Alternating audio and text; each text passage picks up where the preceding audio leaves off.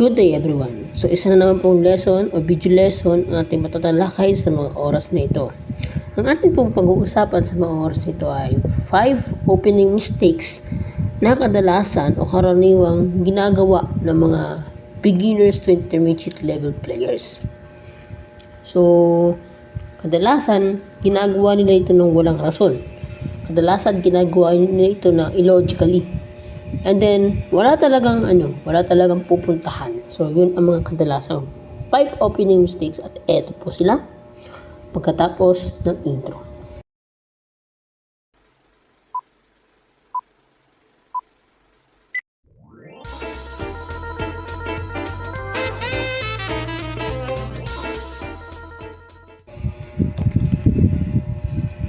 Okay, so ang unang-una pong pagkakamali ng mga players na beginners to intermediate level players ay neglecting the center. So, ninineglect nila na i-control yung sentro at napakahalaga po talaga mga kaibigan ng pag-control sa sentro. No? So, hindi po basta-basta yung itong 4 central squares lang. Itong 4 central squares lang, Hindi po basta-basta yan. Marami pong power ang nagagawa ng 4 central squares na yan. Kaya po, dyan tayo makakuha ng malakas na advantage kapag po lahat ng pieces natin is commonly palaging nasa center na yan. Dyan sa E4, E5, D4 at D5. Yan po palagi ang nakakalimutan ng mga beginners to intermediate. Yung pag-control sa center. Kasi may mga beginners po kung nakikita kadalasan is nag-B3 po sila illogically, and then lang po sila, minsan yung iba nag-knight H6, yung iba nag-A4, iba nag-A5 or A6. Nung bata po ako, hindi na po ako ganyan maglaro kasi naunawaan ko na pero yes, may mga times pa rin po na ganyan yung piyesa ko. Pero hindi na masyado kasi nauunawaan ko na ang pag-control sa center ang pinakamainam na paraan para makontrol mo yung laro. Ika nga nila, controlling the center, controlling the game. No? Next is moving the queen too early. Okay? Ang pagtira ng queen po ay ginagawa mga kaibigan, mga kapatid, kapag po itong mga minor pieces natin ay already developed na. Ang bishop pwede yan magpiangketo. Yan. So since kailangan po natin i-develop muna yung mga pieces natin, huwag po natin basta-basta ititira yung queen sa opening phase. Agad-agad. Halimbawa, ito po. For example lamang po ito. O, di ba? Mistake o kaya blunder. Okay? Develop siya pero blunder din. At tamang develop, syempre supportahan. So, mamaya, i-study lang natin yan dyan. Blunder, no? Bakit? May checkmate. Yun nga ang punteriya eh. So, dito tayo. Yan, gagalaw na naman siya. Kunyari, gumalaw. So, dito po masasabi natin na gumalaw po yung kanyang queen. So, hanap po tayo ng isa pang example. May naalala akong laro eh. Laro ko dati nung bata ako. Okay.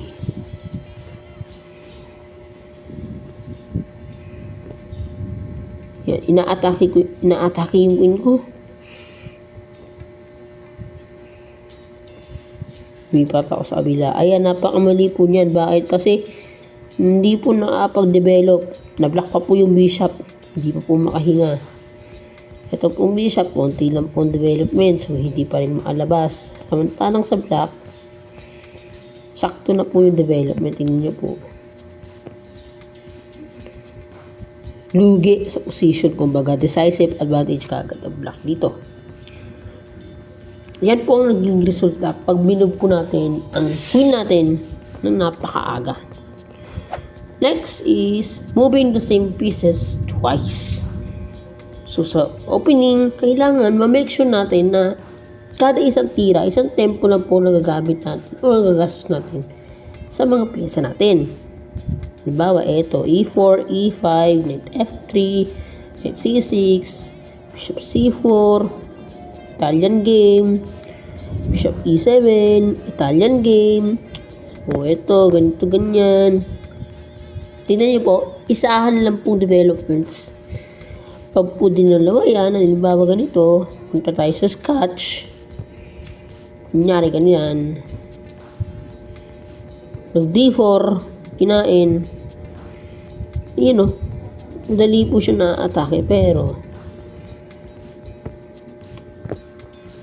dali po na atake. Nawawalan po ng development, nakukulangan po. Pero po yan ay common bookline. Bookline po yan, no? So, inaktira sila sa computer. Pero bookline po yan.